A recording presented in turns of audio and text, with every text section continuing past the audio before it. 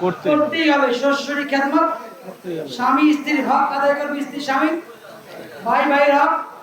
এই শরীয়তের গণ্ডিতে যা আছে এগুলা মানার নাম কি? ঈমান। শরীয়ত। শরীয়ত।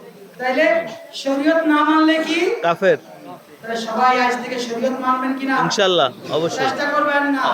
এখানে শরীয়তের ব্যাপারে চেষ্টা বলা যাবে না। এটা ফরজ। এটা কি ফরজ? এটা কি ফরজ। ফরজ। নামাজও পড়তে হবে, রমজান মাসে রোজা রাখতে হবে, টাকার মালিক হলে হজ করতে হবে, টাকার মালিক হলে যাকাত দিতে হবে।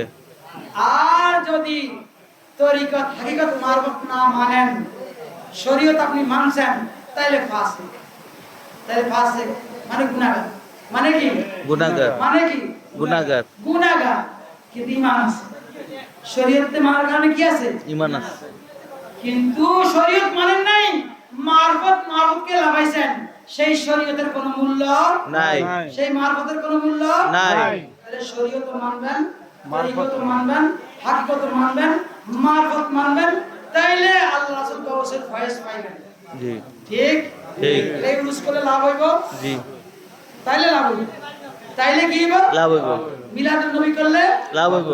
মাহফিল করলে আর না হয় লাভ হবে না। আল্লাহ কবুল করবেন। আমিন। সাল্লাল্লাহু আলা